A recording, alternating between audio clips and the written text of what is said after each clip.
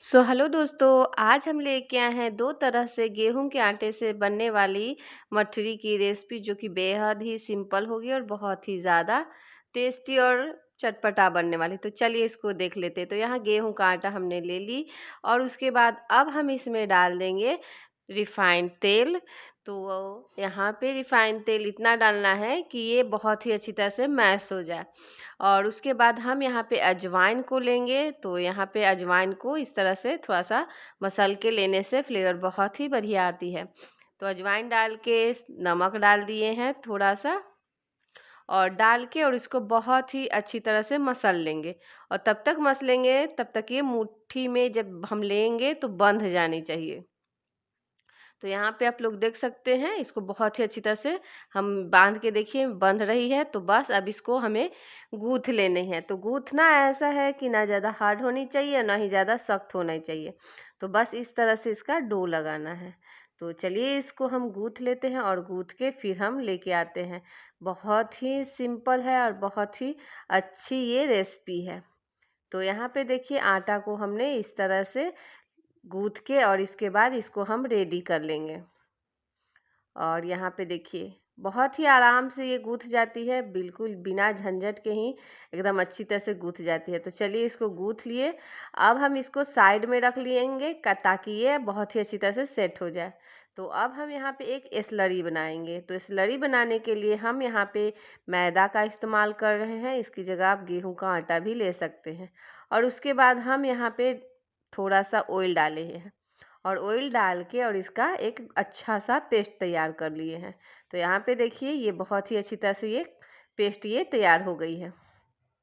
तो अब हमें इसे साइड में रखना है क्योंकि ये अच्छी तरह से मिल गए हैं। अब हम यहाँ पे आटा को भी देख लेते हैं। तो आटा भी बहुत ही अच्छी तरह से सेट होके आ गए हैं। तो ये बनने के लिए एकदम तैयार है। तो अब हम यहाँ पे एक चॉपर बोर्ड डालेंगे और इस चॉपर बोर्ड पे इसको अब हमें अच्छी तरह से फैलाते हुए इसको ऐसे देख सकते हैं, इसको एक काट लेंगे। तो यहाँ पे छोटे छोटे पीसों में काटेंगे। तो बस इसको एक लोई बना लेनी है और बना के और सभी को तैयार कर लेना है। तो आपको जैसा जितना लेयर रखना है उतना आप लोई बना सकते हैं। तो हमने यहाँ पे पहले हमें 4 लोइयों को तैयार कर लिया है। अब हम यहाँ पे एक एक करके रोटी की तरह इसको बेलना है। तो यहाँ पे देखिए जितना हो सके उतना पतला आप इसको बेल सकते हैं। तो बस इसको हम देख सकते हैं चारों को हम बहुत ही अच्छी तरह से बेल के तैयार कर लिया। और देखिए सेम जैसे रोटी बनाते हैं बिल्कुल उसी तरह से इसको बना के तैयार कर लिए हैं। तो अब हम यहाँ पे 3 को हटाएंगे और एक को इस चॉपर बोर्ड पे फैला देंगे। तो यहाँ पे देख सकते हैं हम एक को डाल के और उसके बाद जो हम स्लरी तैयार करके रखे हुए हैं वो हम इसमें अब फैलाएंगे। तो यहाँ पे देखिए पूरे रोटियों में अच्छी तरह से यहाँ पे लगा के और उसके बाद दूसरी रोटी को इस पे डालेंगे। इससे क्या होगा कि जो लेयर होगी वो बहुत ही अच्छी आएगी। तो बस इसको मिलाते हुए और इसको अब हम सारी इसी प्रोसेस से सारी रोटियों को हम एक दूसरे पे इसी तरह से डाल के 4 को हमने पहले एक बार बना के रखेंगे। अगर आपको और ज़्यादा लेयर चाहिए तो और रोटियां इस पे इसी तरह से डाल के फैला के और इसका लेयर तैयार कर सकते हैं। तो बस इसी तरह से हम यहाँ पे देख सकते हैं पूरे को इसी प्रोसेस से हम तैयार कर रहे हैं। तो चलिए इसको अब हम इसी प्रोसेस से तैयार करके फिर हम आगे का प्रोसेस करेंगे। तो यहाँ पे देखिए इसको हम बिल्कुल एक जैसे ही सभी रोटियों को हम तैयार कर लिए हैं। अब हम यहाँ पे क्या करेंगे, थोड़ा सा इसको दबाते हुए इस तरह से देख सकते हैं और इसको हल्का सा इसको बेलेंगे और एक तरफ से फिर से इसको लगा देंगे और लगा के इसको मोड़ देनी है। तो यहाँ पे देखिए इसको बिल्कुल इस तरह से मोड़ के और उसके बाद इसको तब हम बेलेंगे। तो बस अब हम चलिए इसको बेलन की हेल्प से इसको पतला सा एकदम जितना हो सके, ज़्यादा भी नहीं और मोटा भी नहीं, उतना पतला इसको बेल के तैयार करना है। तो बिल्कुल चौकोर शेप में ही इसको हम बनाएंगे।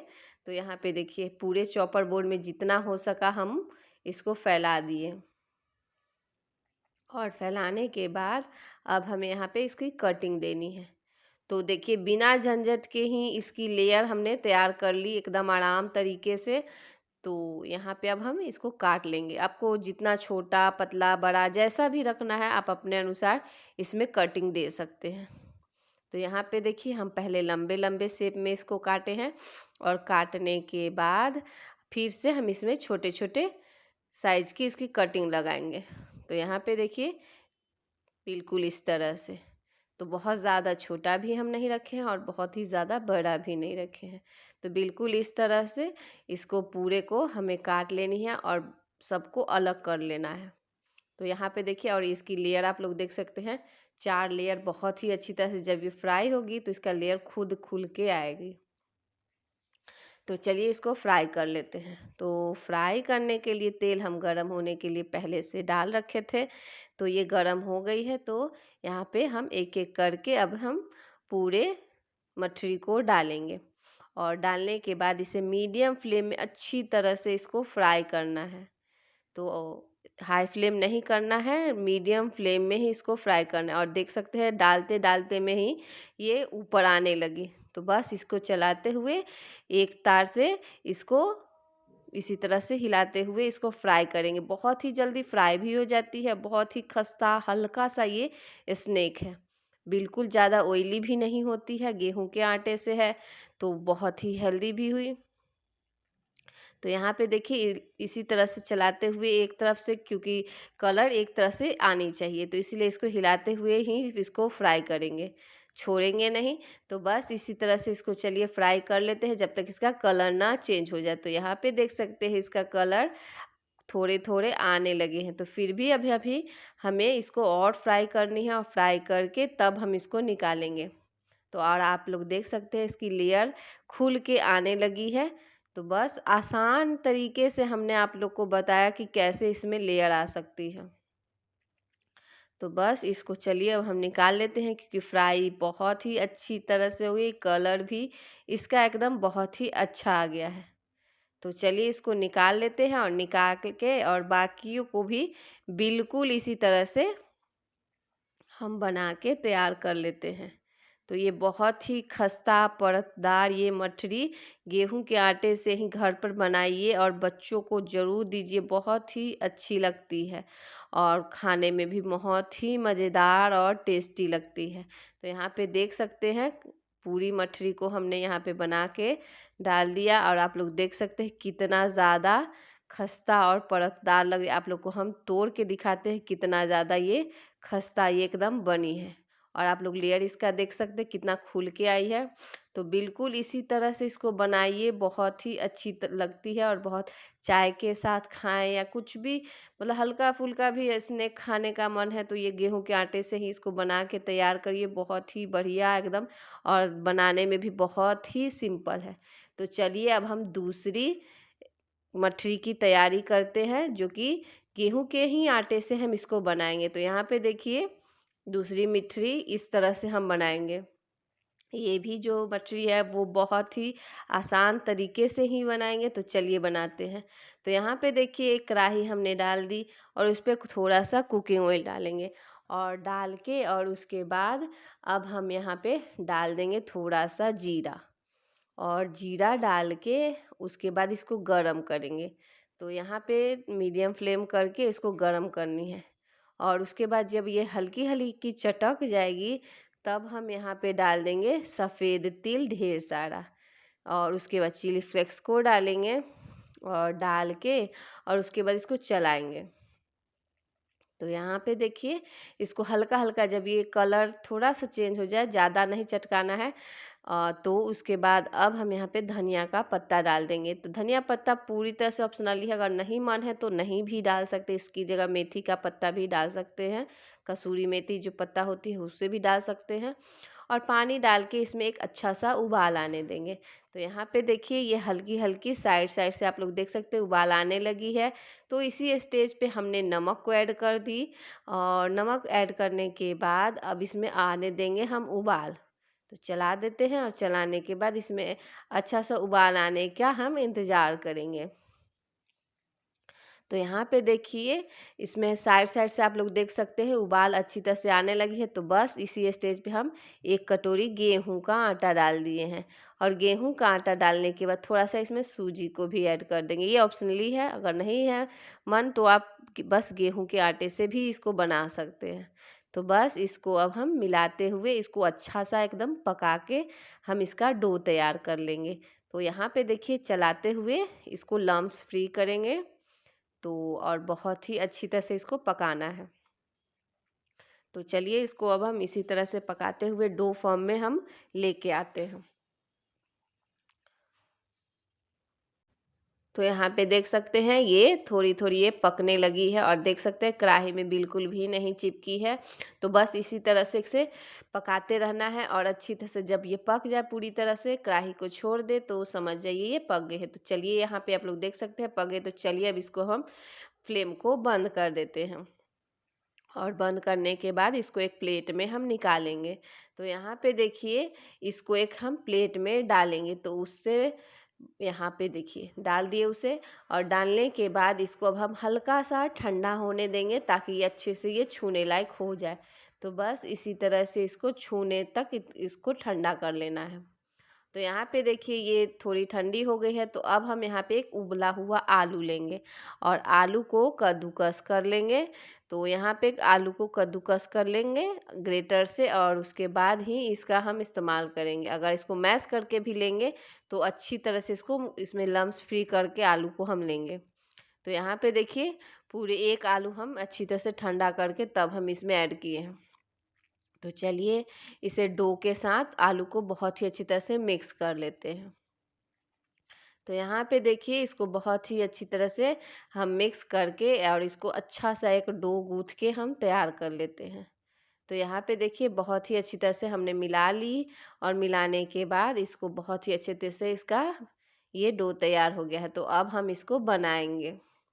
तो बनाने के लिए हम इसको क्या करेंगे, एक चॉपर बोर्ड लेंगे और इस चॉपर बोर्ड पे अब हम जो डो तैयार करके रखे हुए थे उसको अब हम इस पे डालेंगे।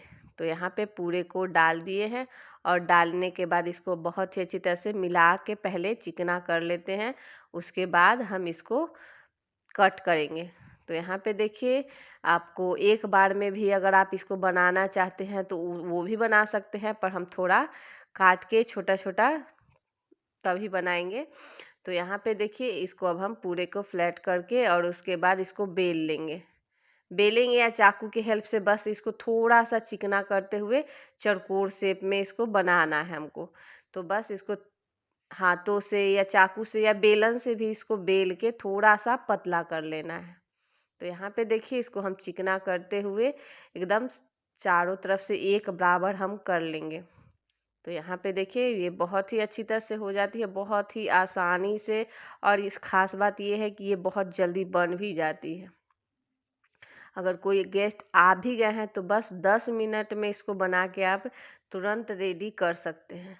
तो यहाँ पे देखिए साइड साइड से इसको अब हटा देंगे ताकि सभी शेप अच्छे से आए। तो बस थोड़ी बहुत जो टेढ़ी मेढ़ी है उसको हटा के और इसको अब हम कट लगाएंगे। तो यहाँ पे देखिए इसको बस साइड से हटा देना है और उसके बाद इसको छोटे छोटे टुकड़ों में ही इसका बनाएंगे।